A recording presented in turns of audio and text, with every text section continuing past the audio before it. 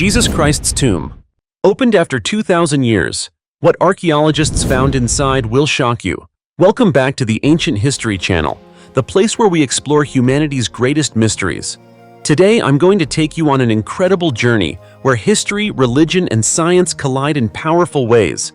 You know, religion has long been a sensitive topic, both mysterious and controversial. And when it comes to the most iconic religious figures in history, few can rival Jesus Christ, a sacred figure worshipped by billions for over 2 millennia. But behind the stories in the Bible, there are still hidden corners few have imagined. Recently, a shocking event took place. The tomb believed to be the final resting place of Jesus was officially opened after more than 2,000 years sealed shut. And what was found inside stunned not only archaeologists, but the entire world. That's not all. Some new studies suggest that Jesus may have traveled as far as India and Tibet, where he encountered and learned from the wisdom of Buddhism and Taoism.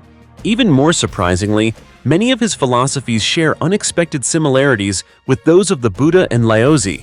So what is really being hidden? Have we misunderstood Jesus for thousands of years?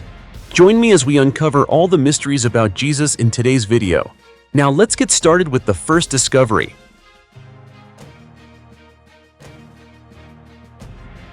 The mystery inside Jesus' 2,000-year-old tomb. What would you think if I told you that after centuries of hearing only from the Bible, the tomb believed to be the final resting place of Jesus has finally been opened? And what scientists found inside is unlike anything anyone ever imagined. This isn't a legend or a conspiracy theory. It's the result of a real excavation, study, and restoration carried out right at the Church of the Holy Sepulchre in the ancient city of Jerusalem, one of the holiest sites in Christianity. The tomb was sealed beneath a heavy marble slab placed in the 16th century, and it may have existed long before that. After hundreds of years, this slab was removed for the first time, and when that moment came, archaeologists were overwhelmed. Frederick Hebert, an archaeologist with National Geographic, even exclaimed in amazement, "We are looking at the original rock surface, the very place where Jesus' body was traditionally laid." The tomb lies within a small structure called the edicule, which means little house. But don't let the name fool you, because inside it holds a treasure trove of history, religion, and faith spanning more than 2 millennia. Did you know? The edicule was damaged by fire in the early 19th century and rebuilt in 1808. Today, it's being restored once again by a research team from the National Technical University of Athens, using advanced technology under the supervision of Professor Antonia Marapoulou, who sees this as a major breakthrough in preserving this sacred heritage. According to Christian tradition, after being crucified, Jesus was laid on a stone bed inside the limestone tomb, and then, according to the Bible, he was resurrected. On the third day, many women came to the tomb and found the body was gone, and this story has formed the foundation of faith for billions over the past 2,000 years. Now, as scientists gain access to the original rock surface untouched since the 4th century, they have a once-in-a-lifetime chance to decode the secrets hidden within this tomb. Thanks to advanced scanning technology, they can capture every detail inside, allowing scholars and the public worldwide to virtually visit Christianity's holiest site without ever setting foot in Jerusalem. Professor Marapoulou emphasizes that this is not just an archaeological project, it's a journey connecting science, history, and faith. Because what's uncovered inside the edicule could shed light not only on the tomb's origins, but also on the evolution of Christian faith over thousands of years. But is this really the place where Jesus once rested? And if it is, then perhaps the mysteries within that stone will surely change how we see religion, history, and the very nature of belief. What do you think? The conspiracy behind the death of Jesus, the most controversial execution in human history. Have you ever wondered, was the death of Jesus, the greatest symbol of Christianity, really just a simple religious execution? Or was there a deeper political conspiracy behind it, a carefully orchestrated purge, and even secret cooperation between religious authorities and foreign rulers? The story we're about to explore is not just a slice of religious history, but a complex historical case full of mysteries, one that, according to some scholars, still holds many unanswered questions to this day. In his book, Killing Jesus, The Unknown Conspiracy Behind the World's Most Famous Execution, author Stephen Mansfield offers a completely different perspective. After nearly 30 years of studying the death of Jesus, he insists, We still don't fully understand this event. Jesus, based on what we usually hear, is known as a teacher of love and forgiveness. But from another angle, he was also a fierce rebel who directly challenged the corrupt power structures of his time, confronting the Jewish priests and officials who had turned the Holy Temple into a place of personal profit. He didn't just preach, he acted. He overturned the tables of the money changers, calling them thieves and robbers in broad daylight in front of hundreds of people. That act was like a slap in the face to those who thrived on the public's apathy and the silence of the system. Clearly, no one in power would tolerate a poor and unknown man like Jesus who wielded influence enough to threaten their hold on authority. Mansfield argues that those behind the conspiracy to kill Jesus were not simply the Romans, but an alliance of corruption, both Jewish religious leaders and Roman political authorities who feared that the popular uprising inspired by his teachings would shake their status and interests. They weren't afraid of Jesus because he performed miracles. They feared him because he had the power to inspire and move people, to make them think, speak out, and resist. And once the people rose up, power built on fear would collapse. So they had to act first. Jesus' death was no longer just a religious matter. It was a meticulously planned sentence involving politics, power, greed, and extreme injustice. Jesus didn't die for his own sins, but because of the wickedness and deceit of an entire system. A man stood up and spoke the truth and was killed for daring to say it. So, Good Friday is not only a day to remember a tragic crucifixion, but also a moment to reflect. How many Jesuses today are still being silenced just for speaking the truth? His painful death opened the door to hope, faith, and resurrection. But at the same time, it reminds us that holiness always comes at a price, especially when it confronts greed and lies. What do you think? Was Jesus really killed because of a hidden conspiracy? Or was it just the way history unfolds? Be sure to leave your comments below this video. Let's discuss one of the never-ending cases in human history together. The truth behind Jesus' birthday on December 25th. Every year during Christmas, lights, Christmas trees, cheerful songs, and warm wishes fill the world. Everyone knows this is the day to celebrate the birthday of Jesus, the central figure of Christianity. But after celebrating Christmas for so many years, have you ever wondered, did Jesus really have his birthday on December 25th? It sounds like a sacred date clearly recorded, but in fact, the Bible doesn't mention a specific day when Jesus was born. So why has December 25th become such a major event, celebrated and remembered by billions across the globe? To answer this question, we have to turn back the pages of ancient Western history, when Christianity was still emerging and spreading. And like many historical stories, it wasn't just about religion. It also involved politics, culture, and strategic outreach. Before Christianity became the official religion of the Roman Empire, the ancient Romans held a huge festival at the end of December called Saturnalia, a celebration honoring Saturn, the god of agriculture. This festival lasted an entire week, featuring parades, feasts, gift-giving, and even a reversal of social roles. Slaves could dine alongside their masters. Sound familiar? It's very similar to modern Christmas traditions, isn't it? Also, around December 21st to 22nd is the winter solstice, the shortest day and longest night of the year. For ancient people, the solstice wasn't just an astronomical event. It symbolized rebirth, as the light began to return and days grew longer. They held rituals hoping for the return of light and life after cold, dark months.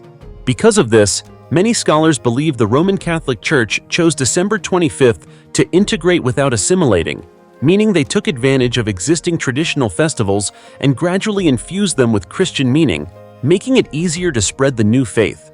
This wasn't a deception, but a smart adaptation to help people at the time accept a new religion. Scholars like Ignacio L. Goetz argue that choosing December 25th wasn't based on concrete historical evidence of Jesus' actual birth date, but was the result of a subtle political and religious process. By aligning Christmas with familiar pagan holidays, Christianity gradually conquered the cultural and spiritual landscape of an entire empire. From then on, December 25th became a new symbol, not only of the rebirth of the sun as the Romans believed, but also of the coming of the true light, Jesus Christ, the Savior according to Christian faith. And although Jesus' real birthday remains a mystery to this day, some say spring, others autumn, December 25th remains a special day. preserved for thousands of years as a blend of history, religion, and global culture. So when you gather around the Christmas tree, sing Jingle Bells, or simply sit quietly reflecting on the meaning of this day, remember, behind this seemingly simple holiday lies a long story of integration, adaptation, and the spreading of faith. Veronica's veil, the cloth-bearing, Jesus' face, and the timeless mystery of healing. Among the many strange legends in the Christian world, there is one story that has moved countless people to tears and led millions of believers to kneel before this symbol for centuries. It's the cloth that wiped the face of Jesus, known as Veronica's veil. But what makes a small piece of fabric become such a sacred symbol? Is it just a folk legend, or does it truly hold a miraculous power of healing? The story begins on that fateful day along the road to Calvary, where Jesus was forced to carry the cross, his body bleeding and soaked with sweat. Amid the indifferent crowd, a woman named Veronica stepped forward. She didn't do anything grand, simply raised her cloth to wipe Jesus' face. And then, according to tradition, this small act left a sacred imprint. The face of Jesus appeared clearly on the cloth in a way that couldn't be explained by the logic or technology of that time. Interestingly, Veronica is never mentioned in the Bible, but appears in later texts like the Acts of Pilate. In those, she is described as a woman suffering from chronic bleeding who was healed simply by touching Jesus' garment. The name Veronica itself carries special meaning, a combination of Vera, true, and Icona, image, roughly translating to the true image of Christ. This name isn't just a title, but a declaration of the holiness and authenticity of the symbol the cloth carries. The veil was then preserved and became an important part of the Stations of the Cross, a ritual reenacting the final steps of Jesus' life. Over time, Veronica's veil grew to symbolize healing, mercy, and deep faith. What makes this cloth even more mysterious is that the image of Jesus' face appears on both sides of the fabric, a feat impossible to achieve with ancient weaving or dyeing techniques. Some researchers believe the cloth is made from an extremely rare fiber called byssus, derived from sea creatures. This fiber, when exposed to light, can create strange effects, and notably, the reddish-brown stains on the cloth cannot be conclusively identified, but many believe it to be the blood of Christ. Many people compare Veronica's veil to the Shroud of Turin, another religious relic bearing the image of Jesus' body after death. While there are differences, both cloths display a similar face, a beard, long hair, and eyes full of compassion. This resemblance only strengthens the belief that it's not a mere coincidence. There's another curious aspect that draws thousands of pilgrims to the town of Monopello, Italy, where the veil is kept today, the illusion phenomenon. Depending on the lighting and the viewer's angle, Jesus' face appears with different expressions, seeming almost alive before the eyes of the beholder. Many believers see this as a genuine miracle, a silent, sacred presence of Christ for humanity. Though debates continue over whether this is an actual relic or simply a symbol of faith, in 2006, Pope Benedict XVI visited the site and showed his reverence. The Son of Man, the strange title Jesus used for himself and the mystery behind it. Have you ever wondered why Jesus, who is hailed as the Son of God, the King of Kings, so often referred to himself as the Son of Man? It sounds simple, but behind this way of speaking lies a deep meaning that touches the core of faith, theology, and human nature. Throughout his journey of preaching, healing, and suffering, Jesus didn't choose grand titles like Messiah or Son of God to describe himself, even though, of course, he had every right to do so. Instead, he quietly but firmly called himself the Son of Man. So, who is this Son of Man? How can a phrase that sounds so ordinary carry such a divine message? In ancient Jewish culture and the Old Testament, the term Son of Man didn't simply refer to a mortal human being. In the book of Daniel, the image of one like a Son of Man coming with the clouds of heaven describes a powerful figure granted glory and eternal dominion.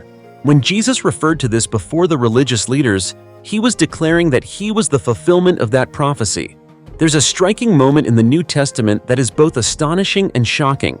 When Jesus was questioned by Caiaphas, the high priest, about his identity, he boldly responded, "You will see the Son of Man seated at the right hand of power and coming on the clouds of heaven." This statement caused an uproar among the religious authorities, who tore their robes and exclaimed, "He has blasphemed. because they clearly understood that the Son of Man Jesus spoke of was not just an ordinary man, but the Messiah foretold by prophecy. That's why the title, Son of Man, is not simply a sign of humility or weakness. It perfectly combines divinity and humanity. Jesus carried the nature of a human, feeling pain, sorrow, hunger like any mortal. But at the same time, he bore the nature of God, capable of forgiveness, salvation, and unconditional love. Perhaps Jesus chose to call himself the Son of Man because he wanted to be close to the people he came to save. He didn't want to create distance through majestic titles, but chose to live as one of us, so that we might understand that God is not only enthroned on high, but also walks alongside us in our suffering and joy. On the other hand, this title is also a subtle challenge. He makes his listeners question, how can a mere Son of Man heal the blind, raise the dead, forgive sins, and ultimately rise from the dead? By calling himself the Son of Man, Jesus both concealed and revealed himself. Those with faith see the divinity hidden beneath the human form. Those without believe, they see just an ordinary man speaking blasphemy. This story makes us wonder, do we truly understand the image of the Son of Man that Jesus wanted to convey? A simple title that opens up infinite layers of meaning about the relationship between heaven and humanity. And that is what makes it special. Jesus didn't need to crown himself king. With just 2 words, Son of Man, he said everything about his mission, love, and power as the Savior, both God and companion to each of us. What did Jesus really look like? Decoding his mysterious appearance through history and archaeology. Jesus, the name that has left a profound impact not only in religion, but also in culture and art throughout human history.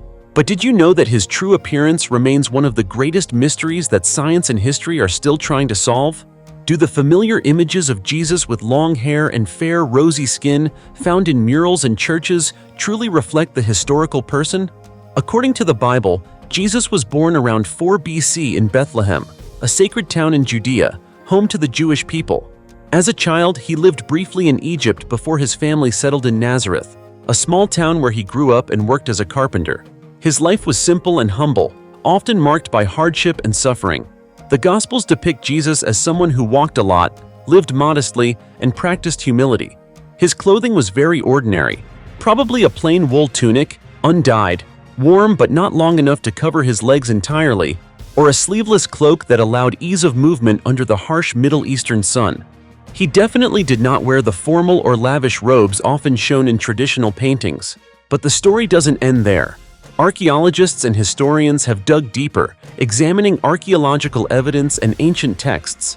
They suggest Jesus was likely lean but strong, with an average height for men of that era, about 5 feet 5 inches tall, with light brown hair, fair skin, and light-colored eyes. However, this description remains highly debated, as no historical or biblical document clearly confirms it. A recent noteworthy study comes from historian Joan Taylor, author of What Did Jesus Look Like?, who proposed a different hypothesis based on ancient texts and archaeology. She argues that Jesus was probably shorter in stature, with dark brown or black hair, olive brown skin, typical of Middle Eastern people, and dark brown eyes, consistent with the climate and culture of that region. This is very different from the westernized image we're used to.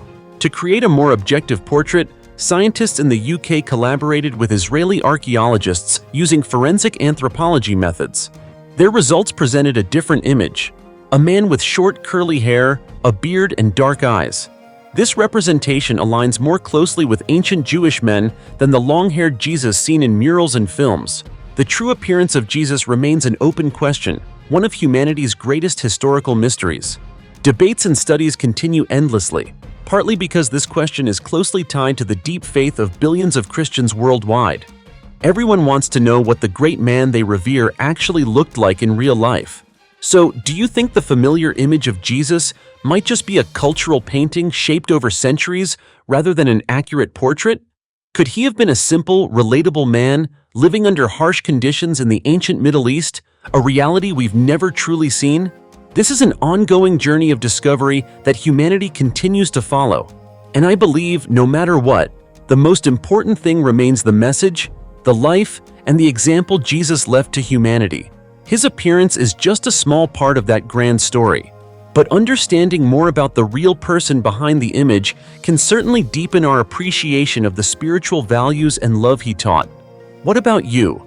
Are you curious to explore more about the true face of Jesus? I believe that behind every historical mystery lie precious lessons that help us cherish and better understand humanity and our own faith.